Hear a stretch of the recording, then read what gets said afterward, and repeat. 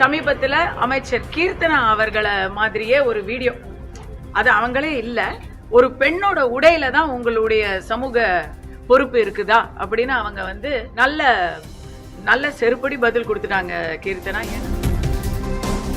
போன ஆட்சியில வந்த பிரச்சனைங்கிறதுனால தான் நாங்க டாக்டர் மாதிரி வேற டாக்டர் கிட்ட வந்திருக்கோம்.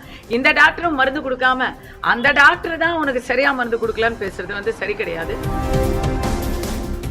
எதுக்கு எடுத்தாலும் பெண்களை இழுக்கிறதே ஒரு பெரிய பிரச்சனையா இருக்கு. நீங்க வந்து ஒருத்தருடைய தாயை பேசுறது, சகோதரிய பேசுறதுங்கிறத தாண்டி சமீபத்தில் அமைச்சர் கீர்த்தனா அவர்களை மாதிரியே ஒரு வீடியோ, அது அவங்களே இல்லை, ஒரு வீடியோவில் யாரோ ஒரு பெண் எங்கேயோ காரை விட்டு இறங்கி போகுது. அது போட்டிருக்கிற உடை ஒரு சர்ச்சையாக மாறும்போது அமைச்சர் கீர்த்தனா அவர்கள் சரியான ஒரு பதிலடியை கொடுத்துருக்காங்க. அது நான் இல்லை, ஆனால் அது நானாவே இருந்தாலும் அதில் என்ன பிரச்சனை? ஒரு பெண்ணோட உடையில தான் உங்களுடைய சமூக பொறுப்பு இருக்குதா அப்படின்னு அவங்க வந்து கேள்வி கேட்டிருக்கிறாங்க. அதை நான் வந்து கை தட்டி பாராட்டுறேன். நல்ல நல்ல செருப்படி பதில் கொடுத்துட்டாங்க கீர்த்தனா. ஏன்னா ஒரு பெண் தனிப்பட்ட முறையில் என்ன உடை உடுத்துறாங்க அப்படின்னு சொல்கிறதுக்கு யாருக்கும் உரிமை இல்லை. இடம் பொருள் ஏவல், ஒரு பொது இடத்துக்கு வந்தாங்க, கோயிலுக்கு வந்தாங்க, ஆஃபீஸுக்கு போனாங்க அப்படின்னா ஆண் பெண் ரெண்டு பேருக்குமே அந்த இடத்துல ஒரு உடை இது இருக்குது, கட்டுப்பாடு இருக்குது. ஆனால் எங்கேயோ யாரோ அவங்க சொந்த வேலையை கவனிச்சுட்டு இருக்கும்போது என்ன போடணும் அப்படின்னு பேசுறது வந்து நம்ம தமிழ் சமுதாயத்தில் யாரும் செய்யறதில்ல. அரசியல் காரணங்களுக்காக கீர்த்தனாவை இழிவுபடுத்தணும்னு சொல்லி ஒட்டுமொத்த பெண்களுடைய சுதந்திரத்தையே குறைக்கிறவங்களை நானும் வன்மையாக கண்டிக்கிறேன். ஆக்ட்ஸ் ஆஃப் கீர்த்தனா சூப்பராக பேசிட்டீங்க, அவங்களுக்கு ஒன்று. ரெண்டாவது, தாவேகா அரசு 100 நாள் அவங்க வந்து எந்த ஒரு பெரிய விமர்சனம் அப்படின்றதுக்கு உள்ளாகாமல் கடந்து வந்துட்டாங்க. இன்னும் சொல்ல போனால் தாவேகா அரசுக்கு தமிழக மக்கள் எல்லாருமே மிக பொறுமையையும் நம்பிக்கையும் வச்சு காத்துக்கிட்டு இருக்கிறாங்க. அவங்க என்ன தவறு செஞ்சால் கூட, இல்லை என்ன டிலே ஆனால் கூட இருக்கட்டும், அவருக்கு சொன்ன உறுதிமொழிகள் எல்லாம் மெதுவாக செய்யட்டுங்க, என்ன இப்போ கொஞ்சம் வெயிட் பண்ணி பார்க்கலாம் அப்படிங்கிற ஃபீலிங்கில் தான் இருக்காங்க. அதுக்காக பாலியல் பிரச்சனைகளையும் போதை கலாச்சாரத்தையும் இன்னும் எவ்வளவு நாளுக்கு நம்ம வந்து காத்துட்ருக்கணும் அப்படிங்கிறது ஒரு பக்கம் இருக்குது. அதெல்லாம் வந்து ப்ரையாரிட்டியாக இவங்க வந்து they have to take steps. அவங்க உண்மைதான் போன ஆட்சியில் வந்த பிரச்சனை தான், ஆனால் போன ஆட்சியில் வந்த பிரச்சனைங்கிறதுனால தான் நாங்கள் டாக்டர் மாதிரி வேற டாக்டர் கிட்ட வந்திருக்கோம்.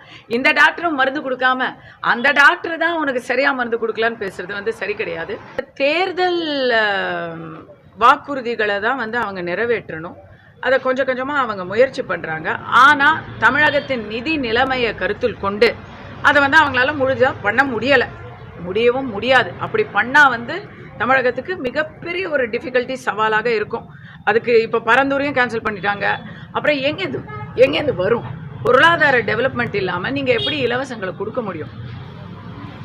6 சிலிண்டர்னு சொன்னாங்க, இப்போ அதில் சரி பாதி 3 சிலிண்டர்னு அனௌன்ஸ் பண்ணியிருக்காங்க. அது அமுல் ஆகிறதுக்கும் இன்னும் சில பல மாதங்கள் ஆகலாம். எல்லாருக்கும் இலவச பஸ்ஸுன்னு சொன்னாங்க, இப்போ வந்து அது பெண்களுக்கான இலவச பஸ்ஸாக தொடர்ந்து கொண்டிருக்கிறது. திமுகவின் திட்டம் தொடர்கிறது, அதை ரிவோக் பண்ணலை, அவ்வளோதான். அதாவதுங்க, எம்எல்ஏக்களுக்கெல்லாம் அவன் கோடீஸ்வரனாக இருக்கக்கூடிய எம்எல்ஏக்களுக்கெல்லாம் வந்து கார் கொடுத்தே தீர்வோம் அப்படின்னு அடம் பிடிக்கிறது. சில விஷயங்கள்லாம் வந்து அது என்ன முடிவு பண்ணிட்டு அதுக்கப்புறம் அதுக்கான கோரிக்கையை வைக்கிறாங்களான்னு தோணுது. கொடுக்கணும்னு முடிவு பண்ணிட்டு அப்புறம் நீங்கள் கேட்குற மாதிரி கேளுங்க, நாங்கள் கொடுக்குற மாதிரி கொடுக்குறோம் அப்படின்னு சொல்லி கொடுத்த மாதிரி தான் காரும் இருக்குது. அதே போல தான் ஒரு நகைக்கடைக்காரருக்கு வந்து முன்னமே முடிவு பண்ணிட்டு தாய்மாமன் சீரை அனௌன்ஸ் பண்ண மாதிரி இருக்குது. இது போன்ற சந்தேகத்துக்கு இடமான செயல்களை தாவேகா தொடர்ந்து செய்யுமானால் ஏற்கனவே இப்போவே காங்கிரஸ் இடைத்தேர்தலுக்குள்ளேயே ரப்சர் ஆகி வராங்களோங்கிற ஒரு டவுட்டு வருது. ஏன்னா நேற்று வந்து விஜய் அவர்கள் ஃபார் பிஎம் அப்படின்னு ஒரு மேடையில் பேசியிருக்கிறாங்க. இன்றைய சிஎம் நாளைய பிஎம் அப்படின்னு பேசியிருக்கிறாங்க. உடனே காங்கிரஸ் அதுக்கு மிகப்பெரிய மறுப்பை வந்து தெரிவிச்சிருக்கு. இதே போல் பேறுகால விடுமுறை அப்படின்னு சொல்லி இவங்க சொன்ன திட்டத்துக்கு காங்கிரஸ் வந்து என்ன இது பாப்புலேஷனாக கம்மியாக இருக்குது அப்படின்னு மிகப்பெரிய எதிர்ப்பை தெரிவிச்சிருக்கிறாங்க. இடைத்தேர்தலில் இவங்க வந்து மெஜாரிட்டியை தாவேக்காவே வாங்கிட்டாங்கன்னா காங்கிரஸில் இருக்கக்கூடிய 2 அமைச்சர்களுடைய இடம் ஆட்டம் காணுதோ அப்படின்னு எனக்கு இப்போவே டவுட் வருது. பார்ப்போம்.